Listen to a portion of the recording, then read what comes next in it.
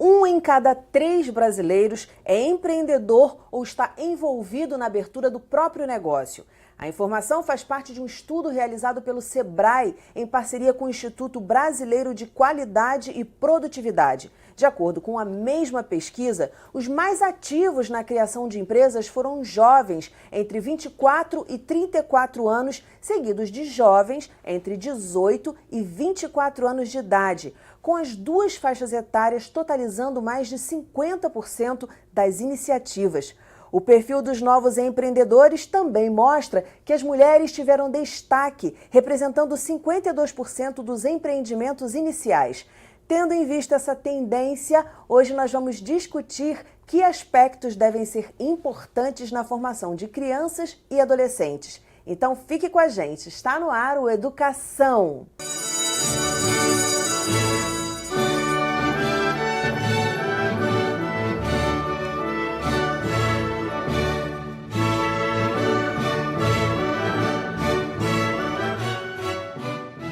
Meus convidados são o economista e consultor do Sebrae nas áreas de gestão da inovação e planejamento estratégico, Sérgio Dias, e o professor de matemática do Colégio Alfa, Alberto Moreira. Muito bem-vindos ao programa. Vamos começar já esquentando. Quais os cuidados que a gente deve ter ao iniciar um negócio? Principalmente quando a gente fala dessa faixa etária que eu comecei citando no programa. Deixa eu antes complementar essa tua informação, que é interessante. E você falou aí de 50% está nessa faixa etária de entre 18 e 34 anos. Os outros 50% estão na faixa do que a gente chama de terceira idade, né? É o pessoal que está acima de 50 anos, 55 anos. E isso é interessante por quê? Porque são as duas pontas da escala, né, de idade, onde as pessoas ou ainda não entraram no mercado de trabalho formal, quer dizer, ser empregado de alguma empresa, ou eles já saíram do mercado de trabalho, ou se aposentaram, ou perderam o emprego por alguma razão e não conseguem retornar ao mercado, então eles empreendem. Então é interessante isso, quer dizer, a motivação das duas pontas, uma ainda não entrou no mercado e está vendo que esse mercado é um mercado que não oferece assim grandes perspectivas no momento atual. E a outra já esteve no mercado, eventualmente, e saiu do mercado por alguma razão, se aposentou ou perdeu o emprego e, pelo fator idade, não consegue retornar, então empreende. É interessante isso. Agora, e as dicas? O que a gente pode começar dando de dica para o pessoal em relação a isso? Cuidados que se deve tomar antes de abrir um negócio. A primeira coisa é você saber o que você quer. Dificilmente você vai empreender em alguma área em que você não domine, que você não tenha conhecimento, que você não tenha habilidade, que você não tenha capacitação. Então, esse é o primeiro ponto. Para você empreender, é preciso primeiro você identificar o que você vai fazer. E aquilo que você vai fazer tem que estar de acordo com você. Você gosta daquilo. Também ninguém aguenta trabalhar num negócio que não gosta, né? Só vou fazer um parêntese aí te interrompendo. Tem essa de falar, poxa, eu gosto de fazer isso, mas isso não dá dinheiro não. Tem essa? Tem, mas você acha que as pessoas devem ir nessa? É isso que eu quero te perguntar. Porque qualquer negócio dá dinheiro, desde que ele seja bem gerenciado e que ele seja bem estruturado. Então, essa é a segunda parte. A primeira parte é você identificar o que você gosta, o que você sabe fazer, o que você tem habilidade para fazer, o que você pretende fazer. A partir daí, você tem que se planejar. Você tem que ter um planejamento de como você vai atingir esse mercado, como vai ser o seu produto, o seu serviço, dependendo do que você vai fazer. E aí você estudar esse mercado, ver como é que você vai criar esse produto, esse serviço, como ele vai ser colocado no mercado, quanto que você vai cobrar por ele. Isso também é uma parte interessante. Muita gente não sabe custear a produção do seu serviço, do seu produto e estabelecer um preço para ele, que é diferente. Quer dizer, qual é o valor que esse produto, esse serviço tem para o mercado? Identificar que mercado que você quer atender. O mercado, vou atender qualquer um. Não é qualquer um, você vai focar em um mercado, porque você vai estabelecer algum tipo de comunicação com esse mercado para que esse mercado entenda a sua linguagem e aceite o seu produto, o seu serviço. Veja em você um diferencial, ou no seu produto, no seu serviço. Então é importante isso, ter essa atitude de eu quero empreender, identificar o que você sabe fazer, o que você gostaria de fazer, o que você pode fazer, identificar o mercado que você vai atuar, fazer um planejamento de como você vai chegar nesse mercado, como você vai entregar o teu produto, o teu serviço, como você vai divulgar, vai usar rede social, vai usar outros canais. E a partir daí, você fazer um bom trabalho de controle disso. Ver se esse teu planejamento está sendo cumprido ou se ele precisa de ajuste. Às vezes você planeja uma coisa, mas aquilo não funciona. É a mesma coisa, você vai fazer uma viagem. Aí eu planejo ir por essa rota, mas aí eu olhei lá no Waze ou no Google Maps que tem um problema ali, tem trânsito, eu vou ter que desviar minha rota. Sim. Eu tenho que recalcular minha rota. Então, na mesma coisa do negócio, às vezes você calcular, eu vou atender o público feminino, mas aí você percebe que também pode atender o masculino. Então você tem que fazer um ajuste na tua comunicação com o mercado para poder também vender o produto para um outro público. Então é importante, isso tudo vai estar na parte do planejamento. E a partir daí a realizar, porque muita gente também faz tudo isso e não realiza. Fica com o projeto na gaveta, né? Não se lança no mercado. Aí falta alguma coisa que é você ter a coragem, a atitude de colocar aquilo em prática. Se você tem certeza do que você fez, do teu planejamento, está tudo indo bem, você ter a coragem de colocar em prática. Não deixando de lado um componente muito importante dentro do planejamento, que é o cálculo do risco. Então, se não der certo, se isso não funcionar, qual é meu plano B? Então, você tem um risco e tem que saber como mitigar esse risco. Alberto, como é que foi para você? Você tomou esses cuidados todos que o Sérgio falou? Então, quando eu decidi abrir o meu curso online, eu não tinha essa experiência, porque para você empreender hoje em dia é basicamente teste. A gente vai testando as coisas. Quando eu resolvi abrir minha primeira turma de curso online, foi o que o senhor falou. A gente não sabe muito bem o caminho que a gente vai seguir. Quando eu resolvi abrir, eu falei, a minha ideia inicial era abrir e escrever um e-book. Aí eu comecei a escrever o e-book e aí testei. Eu fui soltando pedacinhos do e-book, eu faço algumas promoções, liberando pra galera. Aí eu percebi que faltava algo mais, aí eu percebi que faltava as aulas. Aí eu comecei a gravar a aula.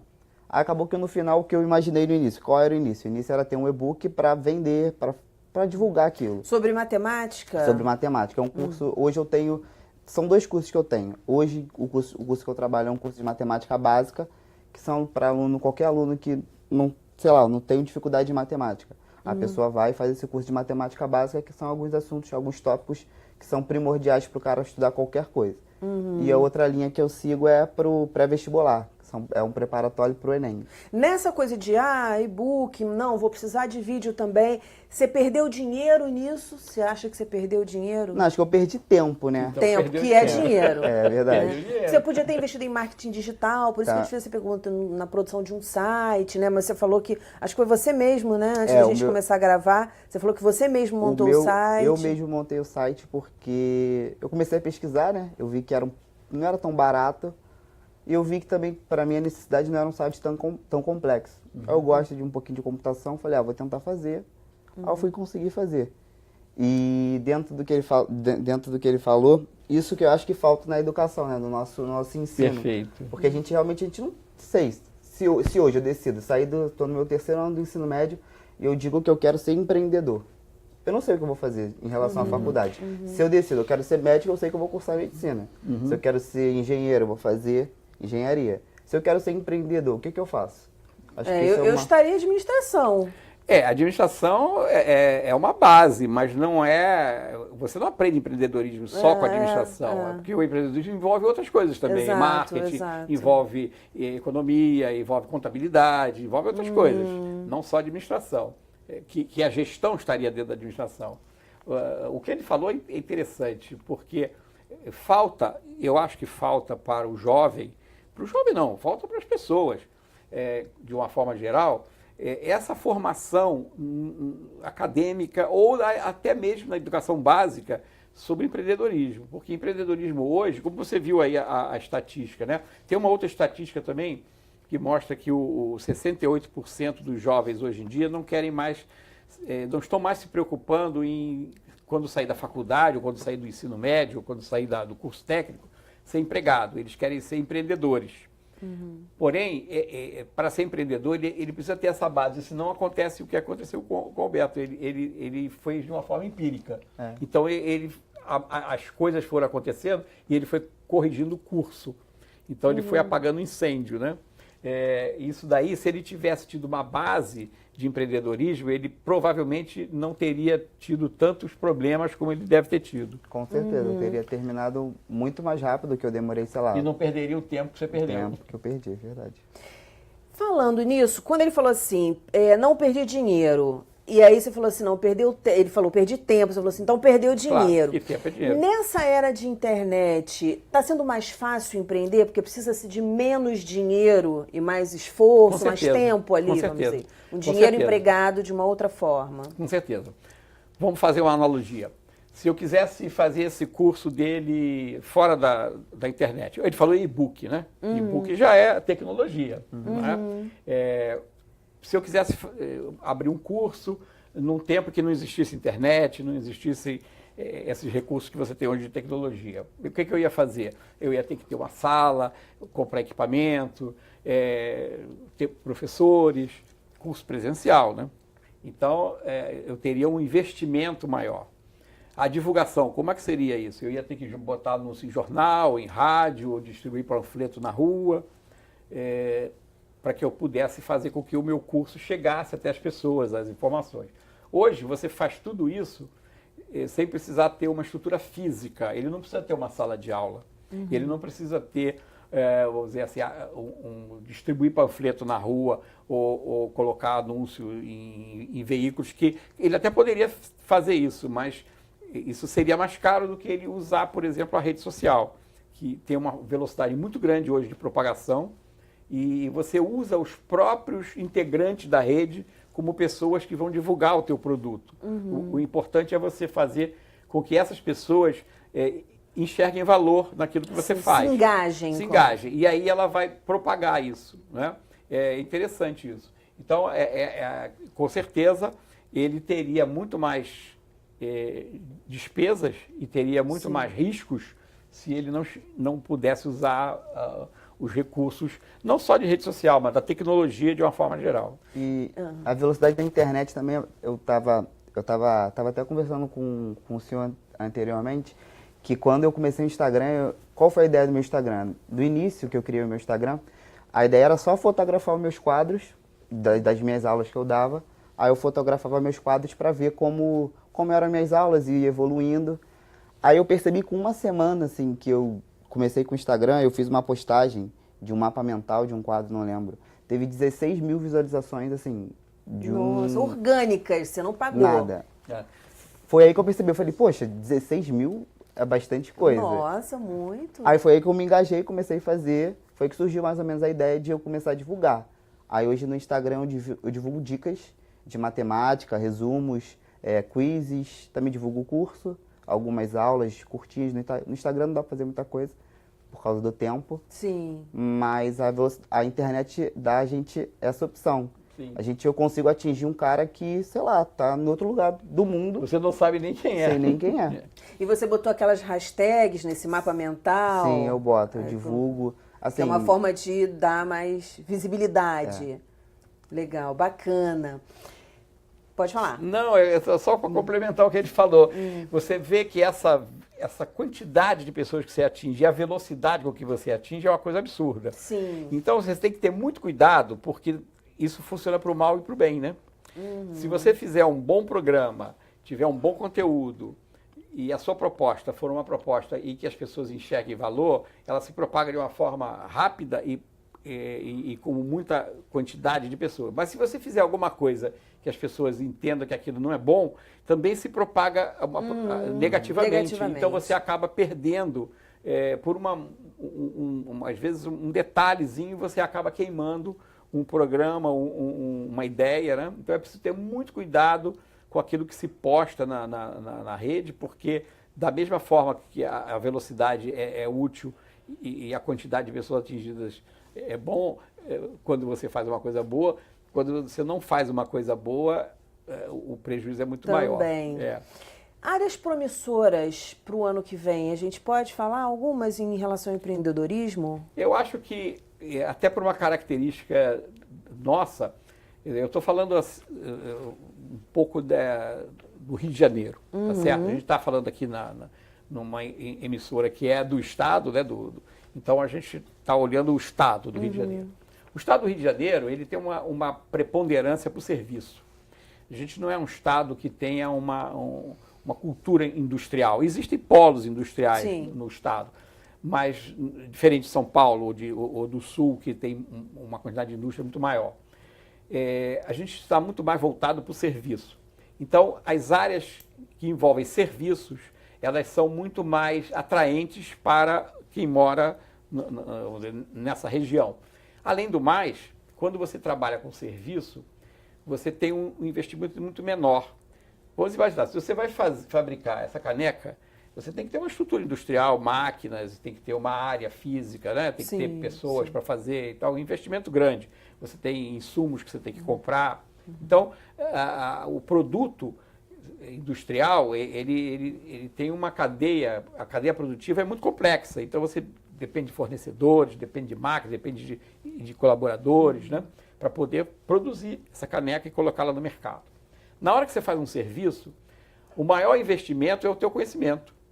Sim. Tá certo? Sim. Você, por exemplo, o Alberto, ele empreende usando, qual é o insumo principal dele? O conhecimento dele de matemática, tá certo? A experiência dele de dar aula. Então, ele não precisa estar buscando infraestrutura. A infraestrutura que ele precisa é ter um computador, ter uma rede, para poder divulgar. Mas isso daí, o investimento disso é baixo, comparativamente com você tiver que comprar uma máquina para fazer uma caneca. Então, eu acho que as áreas de serviço são muito mais atraentes e muito mais fáceis de você empreender, porque elas dependem muito mais do seu conhecimento, da sua habilidade, da sua capacitação, do que de outros meios de infraestrutura para serem produzidas. Então, eu diria que, com certeza, qualquer serviço é muito mais promissor do que você tentar fazer alguma coisa de indústria. É claro que se você tem vocação para a indústria e você consegue fazer isso, tudo bem, não vamos tirar também esse viés aí. Como a gente falou no início do programa, exatamente. O que importa é que você goste. Você gosta. Agora, você fez uma pergunta, quais são as áreas promissoras? Sim. Eu acho que as áreas promissoras estão na área de serviço. Quer dizer, aí você tem, dentro de serviço, você tem um leque de opções. Alimentação, moda e acessórios. Moda envolvendo tudo, né? Vestuário, tudo, acessórios. Você tem a área de educação, onde ele está, produção de conteúdo, economia criativa, artesanato. Você tem uma série de áreas que estão dentro da área de serviço que você pode explorar e que não exigem muitos investimentos em infraestrutura. É mais o teu conhecimento e a tua possibilidade de fazer com que aquilo seja enxergado como valor pelo cliente. Acho que esse é o maior medo de quem tenta empreender, porque eu também tinha essa ideia. Quando surgiu a ideia de criar, eu pensava, pô, quando é que é uma câmera para eu começar a gravar? Como é que eu vou gravar? Iluminação. Todo mundo tem esse medo. Quando muita gente vem no meu Instagram me perguntar, professores me perguntam, pô, eu tenho ideia de fazer a mesma coisa que você faz. Quanto você gasta? Eu falo para ele, nada. Eu gravo do meu celular. O quadro, eu precisei comprar um quadro melhorzinho, porque eu queria, mas você pode gravar, não sei, falando. Dá para eu dar uma aula sem escrever. Consigo pegar meu celular aqui, gravar. E tem até aquela, eu não sei mexer, mas aquele pessoal que grava da própria tela do computador, né? Então, você na tela, você vai mexendo e aparece para a pessoa, como se fosse um quadro. Então, isso.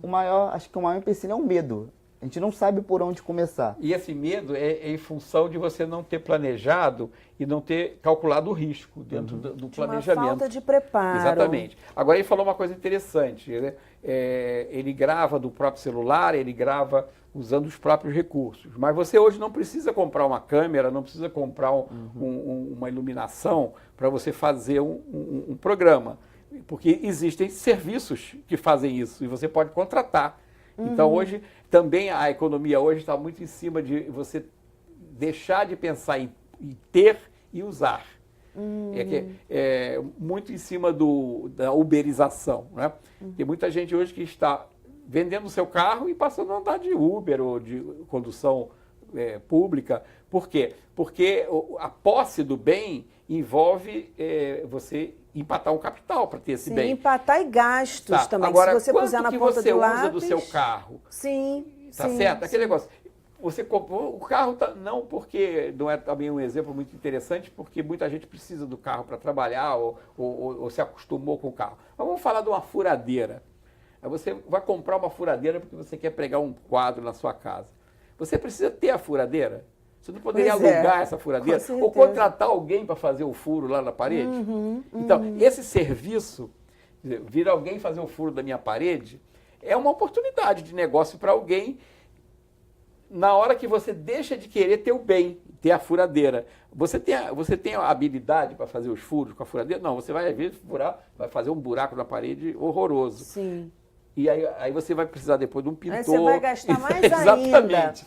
ainda. O programa aqui, a gente sempre fala de educação de uma forma ampla do que realmente a palavra educação merece. Não é isso? Educação, formação do ser durante todo o seu processo, lá de pequenininho até o fim da vida, porque educação, a gente nunca está pronto. É um processo permanente, constante. E que você está sempre se atualizando nele, né? Exato.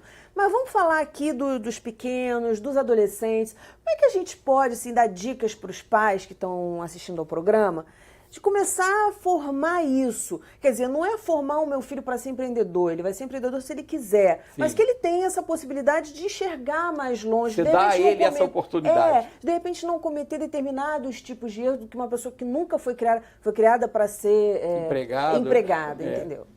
A gente estuda, os currículos escolares são feitos para a gente ser empregado, né? Exato, não são para ser empreendedor. Exato. Eu acho que está faltando ter na educação uma cadeira de empreendedorismo que começa lá no básico, nas crianças, ainda no início da formação. Eu procurei, inclusive, uma escola, a gente procurou, enfim, uma escola que desse esse tipo de respaldo e não achamos. Pode ser que se existe, vocês, por favor, escrevam pra gente, porque a gente quer saber muito. Mas olha só, mesmo que existe em quantidade muito pequena. Isso devia ser todas elas, né? Mas é legal a gente ouvir essa experiência, né? Eu queria ter alguém aqui na terceira cadeira falando dessa experiência. Que mais que a gente pode fazer assim no dia a dia de uma criança, um adolescente? Primeira coisa é deixar a criança desenvolver essas suas habilidades. Eu me lembro, o meu pai era engenheiro, tinha uma empresa de construção, e o meu pai nunca me deu um brinquedo. Isso a minha mãe criticava ele muito, porque ele nunca me deu um brinquedo. O meu pai me dava martelo, prego, madeira, eu fazia os meus brinquedos. Então ele criava em mim já desde o início, o criar. Então eu acho que é importante, hoje a gente vê as crianças hoje ficarem a maior parte do tempo no celular, né? Tudo bem, você não vai impedir, porque isso daí é uma questão cultural. No momento, todas as crianças já acham que já saem do berçário com o celular na mão, né?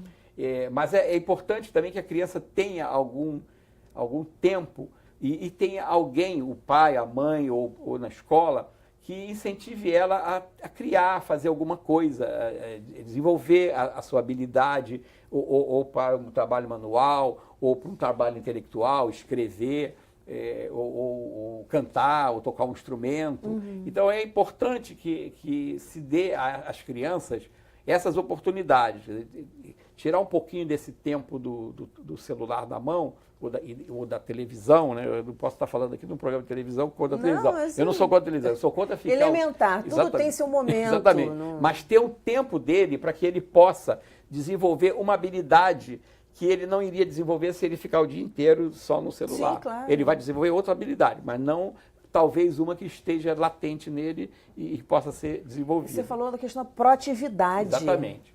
Uma coisa interessante, a gente vê isso fora do Brasil. Eu tenho uma filha que mora no exterior e tem um neto alemão. A minha filha mora na Alemanha, ela já é alemã. E o meu neto, ele tem 2 anos e meio e ele nasceu da Alemanha. Tem uma educação maravilhosa. Sim, e você vê o tipo de brinquedos que eles fazem. Ele está numa creche. E lá na creche eles levam ele, por exemplo, para plantar, para cuidar de animal. Não, educação na Alemanha. Então você vê, é diferente.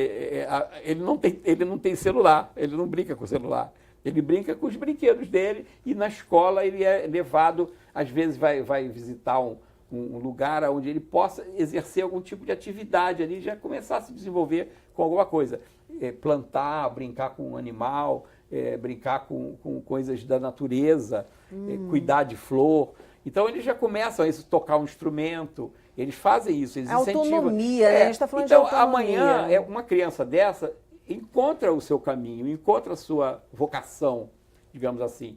Por quê? Porque ele teve contato com isso na infância. Então é importante, eu acho que isso, ele está dentro desse meio de educação. É isso que a gente está no finalzinho do programa. Eu queria pegar uma dica sua. O que você acha que está faltando assim na escola? O que a escola pode fazer para incentivar isso, para abrir esse leque aí? Acho que promover debates, assim, um debate como esse, acho que é um debate que esclarece bastante. Você tem uma pessoa que entende, uma pessoa que já fez, falando sobre aquilo. Exemplos, né? Que não seja uma coisa tão distante, porque às vezes a gente tem até um professor falando, mas o professor não empreende. Eu acho que eu não sinto confiança numa pessoa que está falando, não é que eu não sinta, mas se tivesse um cara que tá lá falando do que ele já fez, ó, minha experiência, eu fiz isso, eu construí minha empresa dessa maneira, foi assim, com tal recurso, com tal coisa, acho que vai ser de coisa mais vivencial, uma coisa mais... São exemplos, né? Exemplos de fato, né? Maravilha, quer dizer, de repente, não tendo uma disciplina, mas já pode começar fazendo uma roda de conversas, ali um encontro, um evento na escola. Convidar alguém para ir lá conversar. Os próprios pais podem fazer isso, porque cada pai tem a sua atividade. Sim, ele pode dia lá na escola falar da atividade dele, como é que ele faz, se ele é um comerciante, se ele é um industrial, se ele é um prestador de serviços. Falar sobre o que ele faz e como ele faz, como é que surgiu isso para ele, não é? Isso é importante. Uma coisa bem transada para a galera não ficar cansada, né? Claro, não, mas essas coisas não cansam, porque são coisas lúdicas, são coisas interessantes, eles vão se distrair com aquilo, né? Vão fazer perguntas, também. Exatamente, vão interagir. Finalzinho do programa, quero que você passe aí para quem está ligado em matemática, para o Enem, que você também prepara, para vestibulares no geral. De modo geral. Por favor. É www.albertomoreira, prof.albertomoreira.com.br e meu Instagram é @prof.albertomoreira. Sérgio, Sérgio tem um canal aí eu tenho um que dá canal no dicas. YouTube sobre empreendedorismo. Chama-se Programa One. One quer dizer o negócio é. A palavra One no meu programa é o negócio é. É um programa de entrevistas com pessoas que empreenderam ou que começaram a empreender depois de perder emprego, ou que começaram a empreender ainda jovem. Eu peguei no outro dia uma garota, entrevistei, que ela começou a fazer cosméticos com produtos naturais. Então, desde jovem, ela já é empreendedora. Ela nunca trabalhou e ela já foi empreendedora. Então, eu trago essas experiências, né? Eu já tenho 10 programas gravados, já estamos hoje está sendo publicado um deles, de uma engenheira que largou a engenharia e foi fazer biscoito. Quer dizer, 1000 dicas para quem está querendo empreendedorismo. empreender. Então, chama Programa One, é no YouTube. É só entrar lá no YouTube, botar Programa One tudo junto, que você vai acessar o meu canal. Também tem um livro, que eu escrevi sobre inovação e empreendedorismo, que se chama Inovar em Tempo de Crise, fora dela também. Ótimo. Esse livro pode ser adquirido através do site da editora Letra Capital ou nas livrarias. E eu sou consultor do Sebrae e tem uma dica para quem quer empreender. O Sebrae tem cursos de empreendedorismo, tem um curso muito interessante, chama Empretec, que é um curso de uma semana, que é um curso de aprofundamento no empreendedorismo. A pessoa sai de lá com todas as informações para empreender. Gente, muitíssimo obrigada pela participação, sucesso nos empreendimentos e voltem mais vezes aí para contar mais coisas para a gente, que a gente quer sempre aprender aqui. O nosso programa fica por aqui, mas na segunda-feira tem mais às 9h da noite. Educação, se você não se envolver, não rola. Dias felizes, paz do eu e até lá!